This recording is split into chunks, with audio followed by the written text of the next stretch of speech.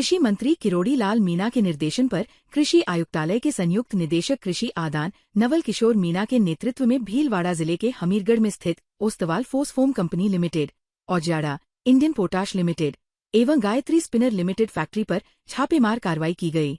इस कार्रवाई में फैक्ट्री में तैयार 300 मीट्रिक टन खाद की बिक्री पर रोक लगाई गई और फैक्ट्री को विधिवत नोटिस जारी किया गया। कृषि विभाग के संयुक्त निदेशक विनोद कुमार जैन ने कहा कि जांच के बाद 3 लोट यानी कुल 300 मीट्रिक टन खाद की बिक्री पर तत्काल प्रभाव से रोक लगा दी गई। डिप्टी डायरेक्टर शंकर सिंह राठौड़ ने कहा कि एक लोट में 100 मीट्रिक टन खाद होती है। इन तीनों लोटों की गुणवत्ता को लेकर शंका होने के कारण इनकी सेल पर रोक लगाई गई है और फैक्ट्री को नोटिस देकर आगामी सप्ताह में पुनः जांच की बात कही गई है। जांच के बाद ही यह तय किया जाएगा कि इस खाद की बिक्री की अनुमति दी जाए या इसे होल्ड कर नष्ट कर दिया जाए। कार्रवाई के दौरान टीम ने खाद के कुछ नमूने लेकर प्रयोगशाला में परीक्षण भी करवाया। परीक्षण रिपोर्ट में सामने आया कि खाद निर्माण में एनालिसिस प्रक्रिया ठीक से नहीं की गई है, न तो सही ढंग से सैंपलिंग की गई और न ही खाद की गुणवत्ता जांचने का तरीका मानकों के अनुरूप था। सबसे बड़ी खामी ये पाई गई कि जो विश्लेषणकर्ता, एनालिस्ट, खाद की सैंपलिंग और गुणवत्ता परीक्षण का कार्य कर रहे थे, वे प्रशिक्षित, ट्रेंड नहीं थे। खाद विश्लेषण का कार्य केवल उन विशेषज्ञों द्वारा किया जाना चाहिए जिन्हें हर 3 साल में प्रशिक्षण प्राप्त करना होता है, लेकिन इस फैक्ट्री में ऐसा नहीं पाया गया। कृषि मंत्री महोदय किरोड़ी लाल जी मीणा के निर्देशों से जयपुर से कृषि आयुक्तालय की टीम और भीलवाड़ा कृषि विभाग की टीम ने ओस्तवाल फोसकेम इंडिया प्राइवेट लिमिटेड के ओजाड़ा के फैक्ट्री पर यहाँ दबिश दी है। मौके पर यहाँ पर एसएसपी और एसएसपी यूरिया का प्रोडक्शन किया जा रहा है। निरीक्षण में देखा गया कि अभी हाल ही में बरसात होने के कारण, प्रॉपर स्टैकिंग नहीं होने के कारण काफ़ी नीचे की 2 लेयर का उर्वरक भीग चुके था और भीगने के कारण उनमें काफ़ी नमी है और वो यहीं पे पड़ा हुआ है पाया गया। साथ ही प्रॉपर स्टैकिंग नहीं होने के कारण 3 लोट की वहाँ पर सेल स्टॉप किया गया और बिक्री नहीं करने के निर्देश दिए गए। साथ ही लैब का जब है ना पता करने पर प्रशिक्षण में पाया गया कि अभी जो प्रॉपर जो फर्टिलाइजर निर्माण किया जा रहा है उसकी वहाँ पर एनालिसिस नहीं किया जा रहा, उसके कोई भी सैंपलिंग नहीं चढ़ी हुई है। आज राज्य स्तरीय टीम के साथ 3 एसएसपी निर्माण इकाइयों का इंस्पेक्शन किया गया है। ये हमीरगढ़ क्षेत्र की तीनों फैक्ट्रियों में जो निर्माता है उनके किया गया है और उनमें जो कमियां पाई गई है उनके विरुद्ध कारण बताओ नोटिस जारी कर कार्रवाई की जा रही है। भीलवाड़ा शहर के प्रताप नगर थाना इलाके में पटेल नगर कॉलोनी के निवासी मेडिकल स्टोर संचालक में गत दोनों फांसी लगाकर खुदकुशी कर ली थी। इस मामले में अब मृतक युवक के सुसाइड से पहले बनाया का एक सनसनीखेज वीडियो सामने आया है, जिसमें उसने अपने ही दोस्तों को धोखे के कारण आर्थिक तंग से परेशान होकर खुदकुशी करने की बात कही है। सुसाइड नोट और वीडियो सामने आने के बाद पुलिस की जांच का दायरा बढ़ गया है। अब पुलिस सुसाइड नोट में शामिल लोगों के खिलाफ एक्शन की तैयारी में है।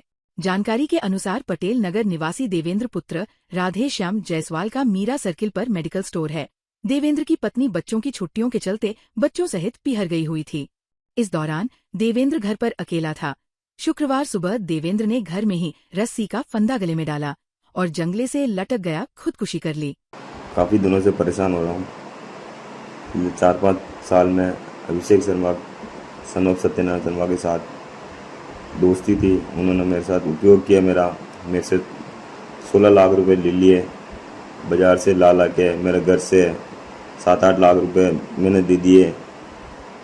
4 लाख रुपए शर्मा जी से लिए, राजेंद्र जी शर्मा से, और 3 लाख रुपए मैंने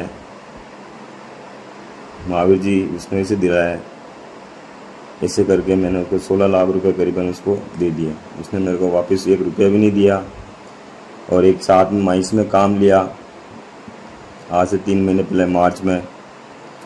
उसमें भी एग्रीमेंट मेरे नाम का था, पैसे खुद उठाता था और साधन भी यहाँ से जिसने कन्हैयालाल शर्मा जी के साधन लिए, एक LNT 2 डंपर, उनका पैसा भी मेरे को बाज़ार से लाके उनको देना पड़ रहा है और वो कुछ सहयोग नहीं कर रहा है। पेमेंट देने के लिए बोलता है, मैं बोलता हूँ सर कन्हैयालाल जी पेमेंट देना, तो बोले मैं कहाँ से दूँ, आप दो, मैं कहाँ से दूँ, आप दो। इसलिए मेरा परेशानी बहुत ज़्यादा हो रही है। 4-5 दिन से मेरे सीने में दर्द भी हो रहा है। कहीं गाड़ी चलाता हूँ तो भी डर रहता है कहीं गिर नहीं जाऊँ। अगर मेरे को ऐसा कुछ होता है तो ये समस्त जिम्मेदारी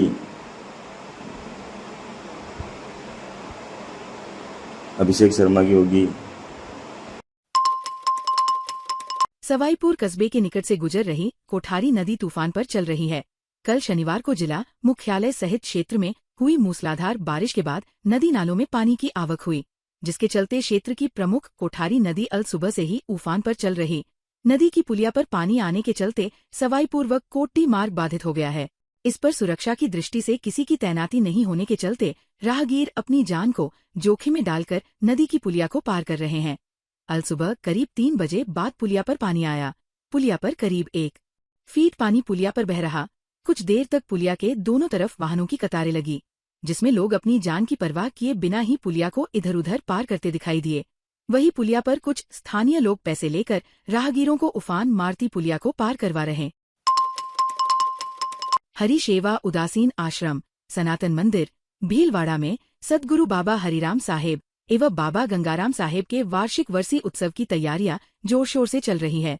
4 दिवसीय यह उत्सव आगामी 26 से 29 जून तक श्रद्धा, भक्ति और उत्साह के साथ मनाया जाएगा।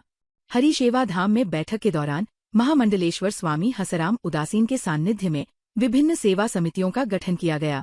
बैठक में सभी सेवादारियों के बीच आयोजन की विभिन्न जिम्मेदारियां सौंपी गईं। कोठार सेवा, दूध सब्जी लाने, चायजल सेवा, संतों की सेवा, चरण पादुका पूजन, भोजन वितरण, भंडार निर्माण, पत्रक वितरण, संतों एवं अतिथियों के आवागमन एवं आवास व्यवस्था आदि के लिए समितियां गठित की गईं। इसके अलावा आयोजन स्थल की सजावट, स्वच्छता, यातायात और पार्किंग की भी समुचित व्यवस्था सुनिश्चित करने के लिए व्यापक चर्चा की गई। आगामी 26 जून से 29 जून गुरुवार से रविवार तक सदगुरु बाबा हरिराम साहब, सदगुरु बाबा गंगाराम साहब का वार्षिक वर्षी उत्सव हरि सेवा उदासीन आश्रम में मनाया जाएगा, जिसमें भारत के कई महापुरुष संत पधारेंगे और वह भारत व भारत के बाहर से उनके भक्तगण आएंगे। जिसका कार्यक्रम दिनांक 26 को पाठ साहब आरंभ होगा, रामायण का अखंड पाठ, व श्रीचंद सिद्धांत सागर का 27 तारीख को अखंड पाठ साहब आरंभ होगा। 27 जून शाम को 5 बजे श्री धर्मध्वजा साहब चढ़ेगी। वह शाम को ही नगर से परिक्रमा करके श्री जगन्नाथ धाम रथ यात्रा, जो हर साल यहाँ पे ठाकुर जी विश्राम लेते हैं, वो आएंगे। समस्त सनातन धर्म प्रेमी उसमें पधारेंगे। वह 28 तारीख 29 तारीख को भोग साहब होगा, वह आम भंडारा होगा। नित्य सत्संग प्रातः 9 से 1 बजे तक होगा, शाम को 6 से 9 बजे तक रहेगा। वह उनके समाधि पर परिक्रमा व सेवा सिमरन का नित्य पाठ चलता रहेगा। बाहर से आए महापुरुषों का प्रवचन होंगे। ताज़ा खबरों के लिए बने रहिए लोकजीवन के साथ। लोकजीवन के YouTube चैनल को सब्सक्राइब करें, लाइक करें और बेल आइकन को प्रेस करें, जिससे कि हर वीडियो का नोटिफिकेशन आप तक पहुंच सके। धन्यवाद।